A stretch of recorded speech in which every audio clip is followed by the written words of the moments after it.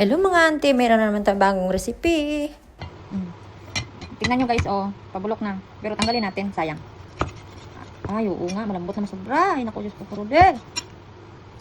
Parang hindi naman pakinaba. So, hindi ko na siya ginayak. Ito na lang. Tanggalin lang natin yung mga dry. Slicein ko ito ng maliliit. Parang mapurol ata kutsilyo natin, ah. Ayoko nang mapurol sa lahat. Slicein natin ng ganito. Ganito. Yan, ganito. Maliliit lang. Saka may sili ako. Ito. Hindi naman ganun karaangang ata to. Ito. Ayan. Tapos isusunod natin yung white onion. Dapat kasi red onion siya. Kaso nga lang, ito yung nakat ko na eh. Ayaw kong hiwain yung pula. Kasi pag nahiwa yun, hindi na yun pwede ikip ng sobrang tagal. Tapos isasing ko lang din siya ng ganyan. Yan, sama-sama na sila dyan. Yung dito na naman tayo sa may sauce niya. Sugar, konti lang. Ay, dagdagan ko nga. Ayan. And then, ito, white pepper. Tansya-tansya lang. Ay, sus, nadamihan naman yun. Tapos, salt. And then, sesame oil.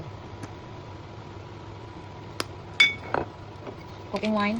Hindi ako satisfied pag walang cooking wine yung niluluto ko. Ewan ko, or sadya nasanay lang siguro ako.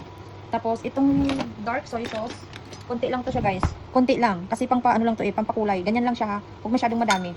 Para lang hindi mamutla yung niluluto nyo. Kasi pag hindi kayo naglagay ng dark soy sauce, parang ang putla. Tapos ito, medyo dabihan nyo ng konti. Kasi tuyo lang naman yan eh. Parang konti lang yun. Ayan. And then, oyster sauce. So, ayun. Dahil paubos na yung oyster sauce namin. Ayun. Ayun. Tapos, lagyan natin ng, cornstarch. Cornstarch pampalapot. Konti lang din. Tansya lang. Ewan ko. Mahilig ako sa tansya. So, hindi na ako maglalagay ng, ng chicken powder. Tapos, lagyan natin ng tubig. Oh. Mekos-mekos. Mekos-mekos. Sana all mekos-mekos. Ganun lang. May mekos-mekos lang. Pag sanay ka na magluto ng pagkain ng Chinese, parang mekos-mekos lang din. Parang hindi ako nasasatisfied sa kulay.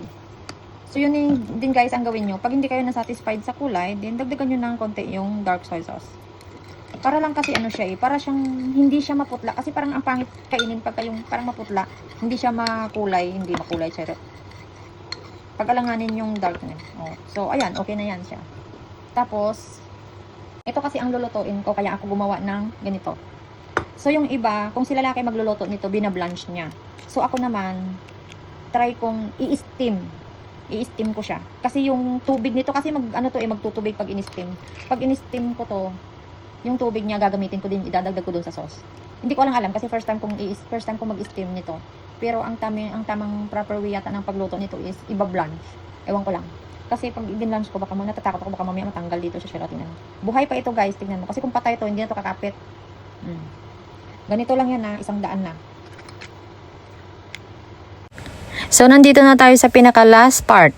Igigisa lang natin yung ating ricado. Ano ba yan tawag niyan? Bell pepper at saka onion. Para lumabas yung aroma niya. Tapos ilalagay natin yung sauce. Papakuluan natin para kung maglapot ba.